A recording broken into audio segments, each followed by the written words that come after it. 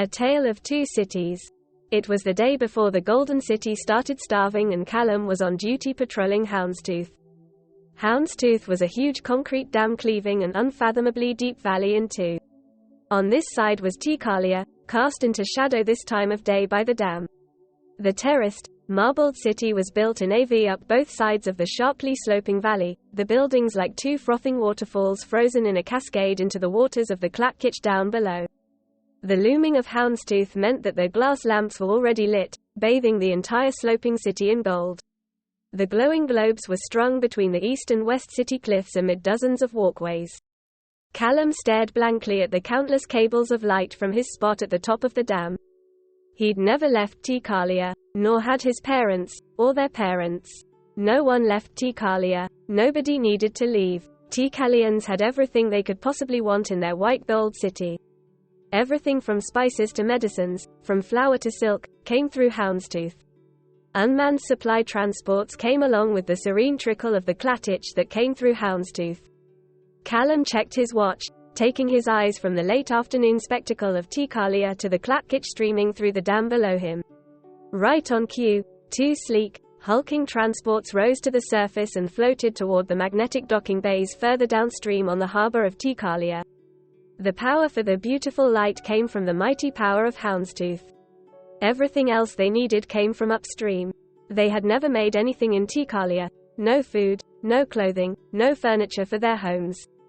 Callum counted off 2, 3, 4 sub-crates. Drawing his coat around him as it continued to get darker, he strode away from the edge toward the tower, and flicked on the signaling globe. Callum shivered. There were 3 more sub-shipments due before he could knock off, so he drew his coat around him and turned his back on his golden city, looking out instead from the top of the dam at the behemoth, stagnant river on the other side of Houndstooth. The walls of the valley could be seen for hundreds of meters upstream, before it sloped away and the river was lost to view.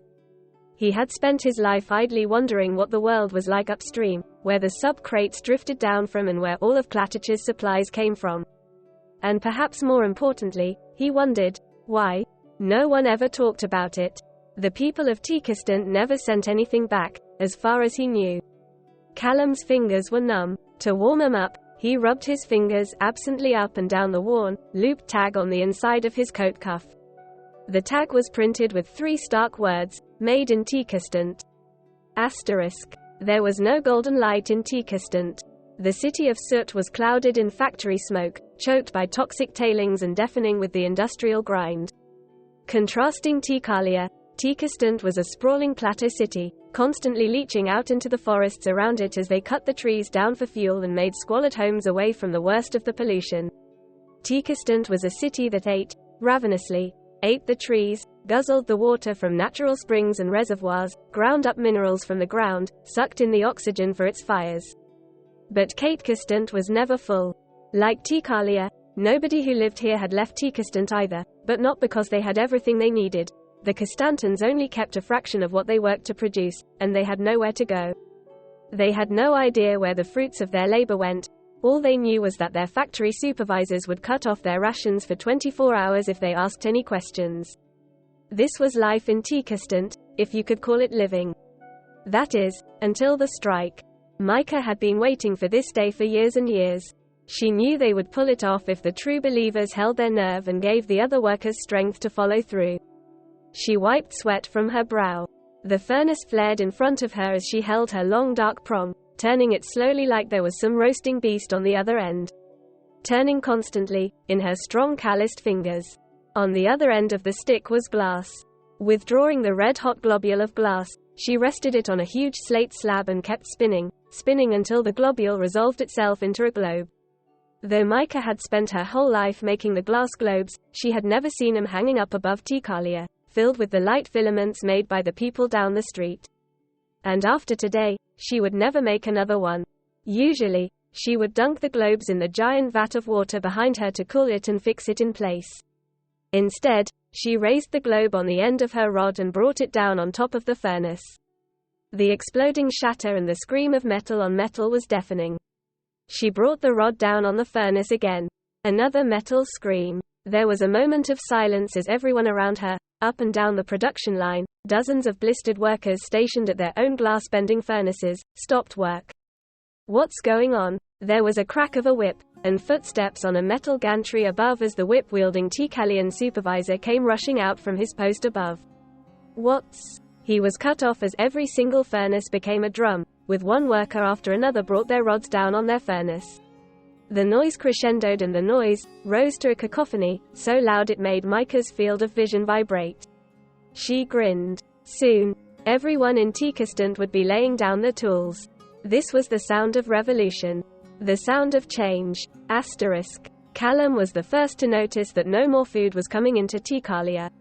He was also the first to volunteer to follow the Klatich upstream in an initial attempt to find out what was wrong. He had an audience before Lord Cater to officially bless his mission. He was met only with pity at having to leave the Golden City, but no one seemed to share Callum's curiosity for the outside world. Even more strangely, no one seemed to share his curiosity of where their supplies had actually been coming from. Callum was gifted almost more food than he could carry for the journey. After all, they never went hungry in Tikalia.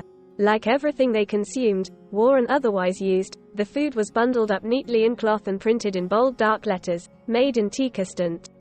Asterisk. Micah was watching as two of her most loyal companions interrogated the Tikalian guards. They were learning as much as they possibly could about the logistics of the Golden City for the next phase of their plan. That's when the gong from the West Lookout Tower started thrumming. She had been expecting someone from Tikalia to show up at some point. In fact, she'd been expecting an entire army, but they could see only one person now.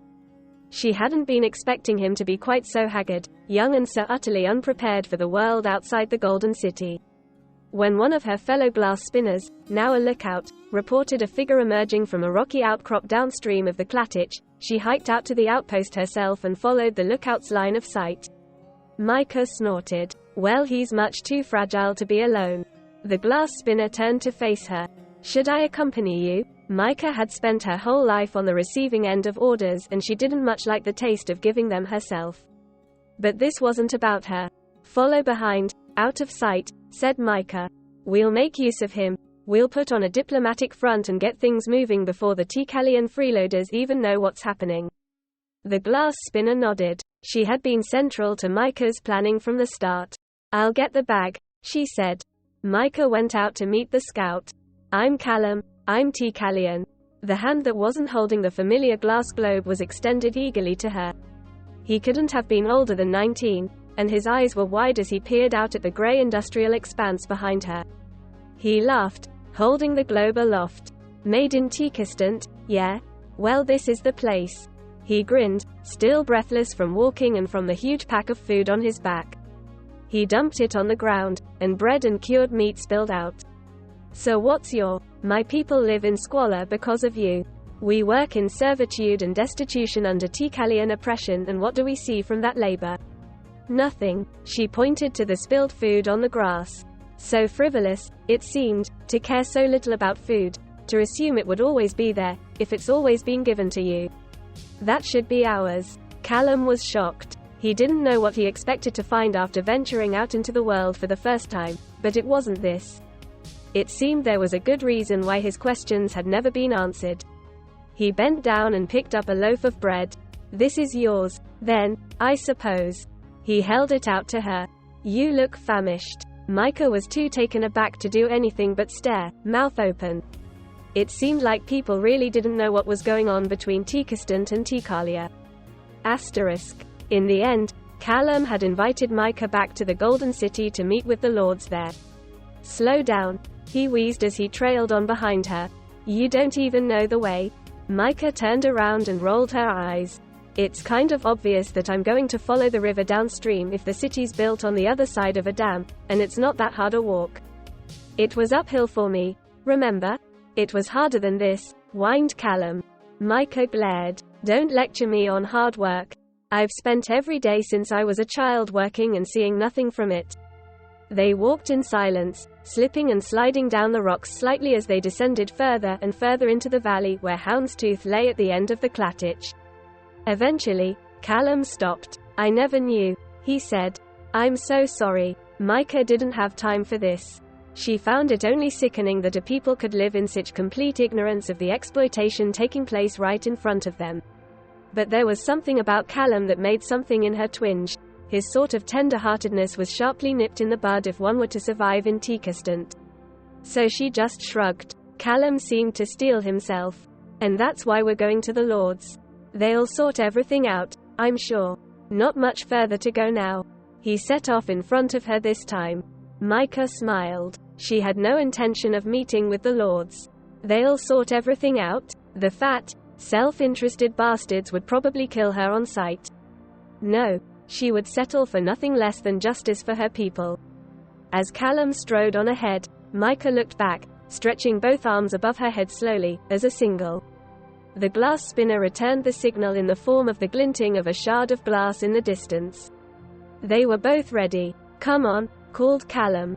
Houndstooth's coming into view just now. It's starting to rain, but we can make it to the dam before nightfall.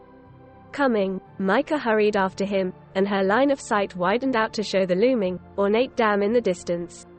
And just beyond that, just behind the dam and sloping up the river-less banks of the Clatich, lay her first glimmerings of clean white gold Teekalia. She smiled. The Clatich was going to be full tonight. Asterisk. Callum and Micah sought refuge that night at his old outpost hut on top of the walls of Houndstooth. Callum would let the lords and sentries know in the morning that he had arrived back with a delegate from Teekestant. As the hours passed, it just kept nagging at him. How much had the lords known before sending him out to find out? Why had they so vehemently suppressed any questioning? Why did Teekalians never leave Teekalia, and why did they never have to make anything of their own? What did the Costantians get in return? Nothing. It was now clear. Nothing. Callum suddenly sat bolt upright. Had bringing Micah here been a mistake? He liked her, he was intrigued by her, and he didn't want her to suffer any more than she apparently already had. Micah. He roused her awake. Micah, I think you should go. I'm worried about the... Micah put a hand on his shoulder to stop him. There was something hard, decisive in her eyes. I'm staying. Right. Here, Micah. I think the lords already know what you're going to tell them about Teekestant. I don't think it's... Micah laughed. Oh. I'm not meeting with your lords. But I do have something else to do. And I cannot let you stop me. Callum blinked. He was suddenly uneasy and backed out of the lookout hut onto the wide concrete rim of the dam. Micah followed him and Callum suddenly saw her make eye contact with someone behind him. It was the glass spinner. She held her long dark rod like a staff and she was standing in the middle of the dam. And in her other hand, she held a small box that Callum couldn't quite make out.